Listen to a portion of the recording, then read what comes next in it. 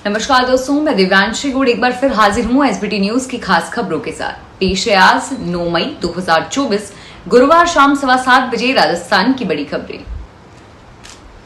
इंसानों को व्रत उपवास करते तो आपने देखा और सुना ही होगा, लेकिन क्या आप जानते हैं कि देश के बायोलॉजिकल पार्क्स और चिड़ियाघर में रहने वाले वन्य जीव भी उपवास रखते हैं। केंद्रीय चिड़ियाघर प्राधिकरण के निर्देशानुसार देश भर के जैविक उद्यानों और चिड़ियाघरों में हर सप्ताह एक दिन वन्य जीवों की फास्टिंग कराई जाती है। यह व्यवस्था विशेष तौर पर मांसाहारी जीवों के लिए है। अन्य दिनों में भी केवल एक समय ही शाम के वक्त भोजन दिया जाता है। और यह रोचक बात है कि उदयपुर के सज्जनगढ़ बायोलॉजिकल पार्क में हर मंगलवार वन्य जीवों का उपवास का दिन होता है। राजस्थान में पिछले दिनों हुई कुछ भौगोलिक हलचल की घटनाएं लोगों के बीच कौतूहल का विषय बनी हुई हैं। भूवैज्ञानिक सर्वेक्षण की टीम ने बीते दिनों यहां का मौका देखकर बारीकी से मामले की जांच की थी और इसके बाद वैज्ञानिक सर्वेक्षण की टीम ने 3 दिन बाद अपनी रिपोर्ट सौंपी है। रिपोर्ट को लेकर बीकानेर के लूणकरणसर उपखंड प्रशासन ने खुलासा किया है। टीम ने बीकानेर में 3 दिन तक जांच पड़ताल की और उसके बाद प्रशासन को रिपोर्ट मांगी। उपखंड अधिकारी राजेंद्र कुमार ने बताया कि जीसीआई ने जमीन धंसने के मामले में अपनी जांच रिपोर्ट में जल के अत्यधिक दोहन को कारण माना है। जांच रिपोर्ट में बताया गया है कि बरसात की कमी से भूजल रिचार्ज नहीं हुआ और इससे जमीन खोखली हो गई और मिट्टी नीचे चली गई। राजस्थान पंजीयन और मुद्रांक विभाग के महानिरीक्षक पीयूष सांवरिया ने बुधवार को एक परिपत्र जारी किया है और इस सर्कुलर में कहा गया है कि आम जन की सुविधा के लिए समस्त पूर्णकालिक उप पंजीयन कार्यालय आगामी आदेश तक हर शनिवार और रविवार को सामान्य कार्य दिवस के समान खुले रहेंगे। इस आदेश से आम जनता को सुविधा होगी, पर पंजीयन और मुद्रांक कार्यालय शनिवार और रविवार को भी खुले रहने के आदेश से कर्मचारियों में रोष बढ़ गया है। नाराज कर्मचारी आईजी के इस नए सर्कुलर से नाराज हैं। कार्मिकों का कहना है कि 7 दिन कार्यालय खुले रहेंगे तो फिर वे अपने परिवारों को समय नहीं दे पाएंगे। राजस्थान में भारतीय जनता पार्टी के प्रदेश अध्यक्ष सीपी जोशी ने कांग्रेस नेता सैम पित्रोदा के देशवासियों को लेकर दिए गए बयान की कड़ी बदसराहना की है। जोशी ने अपने बयान में गुरुवार को कहा कि इनका यह बयान अंग्रेजों द्वारा भारतीयों पर रंग भेद, नस्ल भेद की मानसिकता के आधार पर किए गए अत्याचार को प्रदर्शित करता है। उन्होंने कहा कि भारत विश्व गुरु रहा है और प्रधानमंत्री नरेंद्र मोदी के नेतृत्व में भारत उसी दिशा में आगे बढ़ रहा है। ऐसे समय में दूसरे देशों से तुलना कर भारत को आगे बढ़ने से रोकने का प्रयास किया जा रहा है। राजस्थान में आखातीज के सावे पर 10 मई को हजारों शादियां होंगी। जयपुर ग्रामीण इलाके के बस्सी उपखंड में इस बार आखातीज के सावे पर करीब 400 जोड़े शादी के बंधन में बंधेगी। खरीदारी के लिए बाजारों में जमकर भीड़ नजर आ रही है। बाजार में कपड़ा, ज्वेलरी, फर्नीचर और वाहनों के शोरूम में शादी वाले लोगों की भीड़ रही। भीषण गर्मी में भी दुकानों पर ग्राहकों की इतनी भीड़ नजर आ रही है कि दुकानों पर पैर रखने की जगह नहीं है। जमकर हो रही ग्राहकी के से दुकानदार भी खुश नजर आ रहे हैं।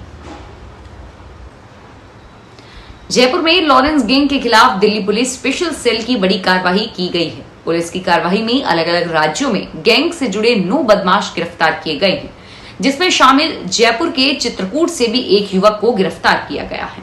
और अब पुलिस इन सभी बदमाशों से पूछताछ कर रही है कि आखिर ये लॉरेंस गैंग के नेटवर्क में कौन कौन शामिल है और ऐसे में पूछताछ के बाद अभी और भी खुलासे हो सकते हैं।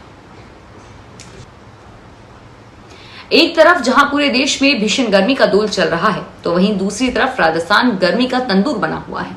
राजस्थान के कुछ हिस्सों में हीट वेव ने कहर ढा रखा है, तो वहीं पश्चिमी राजस्थान के जिलों में तापमान 45 डिग्री सेल्सियस को भी पार कर चुका है। मरुधरा आजकल प्रचंड गर्मी के चपेट में आ चुकी है। कई जिलों में चल रही भीषण लू के कारण लोग बीमारियों का शिकार हो रहे हैं। लू के कारण आम लोगों का जनजीवन पटरी से उतरने की कगार पर आ चुका है। बाड़मेर जिले का तापमान 45.9 डिग्री सेल्सियस हुआ और जैसलमेर जिले में भी गर्मी अंगारे बरसा रही है। राजस्थान में भीषण गर्मी के तीखे तेवर शुरू हो चुके हैं। जयपुर में ऑर्गन ट्रांसप्लांट के लिए फर्जी एनओसी जारी करने के मामले में अब Rajasthan university of health and sciences के vice chancellor doctor Sudhir Bhandari पर एक बड़ा एक्शन हो सकता है। चिकित्सा एवं स्वास्थ्य मंत्री गजेंद्र सिंह इस मामले पर आज राज्यपाल कलराज मिश्र से मुलाकात करेंगे और यहाँ मंत्री वाइस चांसलर के खिलाफ की गई जांच की रिपोर्ट राज्यपाल को सौंप सकते हैं और उन्हें पद से हटाने की भी मांग कर सकते हैं। अब विद्यार्थियों को रिसर्च इंटर्नशिप नहीं करनी होगी और इसको लेकर रिसर्च इंटर्नशिप पॉलिसी 2024 तैयार की गई है। इसके माध्यम से स्नातक कर चुके छात्रों को रोजगार से जोड़ने की दिशा में काम किया जाएगा। इसके अलावा उन्हें तकनीक और वैश्विक मांग के आधार पर भी प्रशिक्षण प्रदान किया जाएगा। इस प्रशिक्षण के साथ उन्हें अब पेशेवर तरीके से व्यवहार, ईमानदारी और नैतिक मूल्य की भी बारीकियों से रूबरू करवाया जाएगा। इस संबंध में इंडस्ट्री की मांग और इंडिया स्किल रिपोर्ट 2022 के आधार पर विश्वविद्यालय अनुदान आयोग ने NEP 2020 के तहत स्नातक प्रोग्राम के लिए इंटर्नशिप और रिसर्च इंटर्नशिप पॉलिसी 2024 तैयार की है।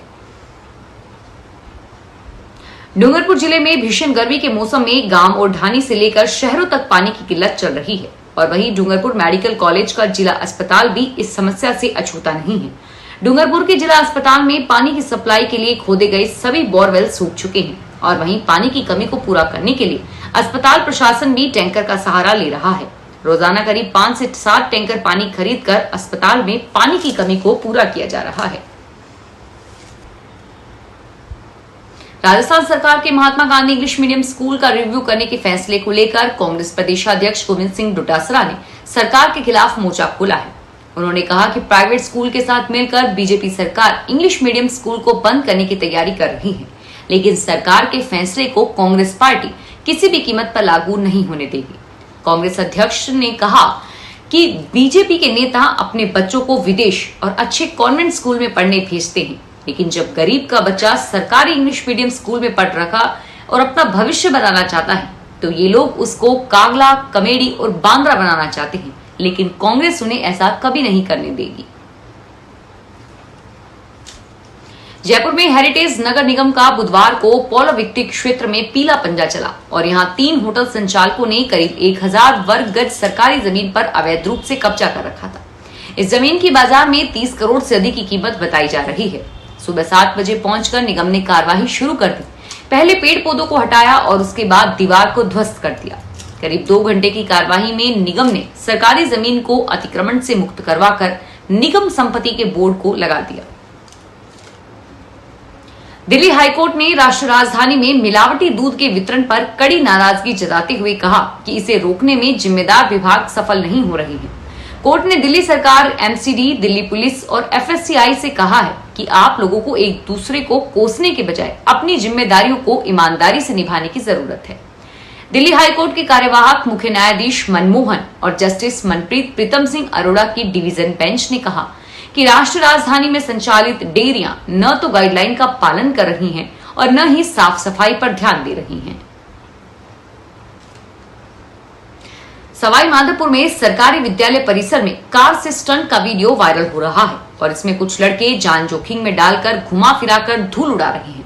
यह वीडियो विद्यालय परिसर में स्टंट के वायरल वीडियो पर उपखंड अधिकारी बद्रीनारायण बिश्नोई ने संज्ञान लिया है। सोशल मीडिया पर वायरल वीडियो के आधार पर उपखंड अधिकारी ने पुलिस, परिवहन और शिक्षा अधिकारियों को 3 दिन में जांच कर कानूनी कार्रवाई करने के निर्देश दिए हैं। धौलपुर शहर में भीषण गर्मी की शुरुआत के साथ विद्युत लोड बढ़ गया है। गत अप्रैल तक प्रतिदिन करीब 30 लाख यूनिट बिजली विद्युत निगम ले रहा था, लेकिन जैसे ही बिजली की डिमांड बढ़ी तो भार बढ़ गया। जिले में मई माह में करीब 45 लाख प्रतिदिन बिजली यूनिट की खपत हो रही है और अच्छी बात है कि विद्युत कटौती नहीं है, लेकिन वोल्टेज की वजह से रात के समय उपभोक्ताओं को परेशानी का सामना करना पड़ रहा है और इसकी एक वजह विद्युत शिदत भी है। बिजली चोरी की मार बिल रहे उपभोक्ताओं को भी उठानी पड़ रही है। फिलहाल इस बुलेटिन में इतना ही और फिर हाजिर होंगे तमाम बड़ी खबरों के साथ। धन्यवाद।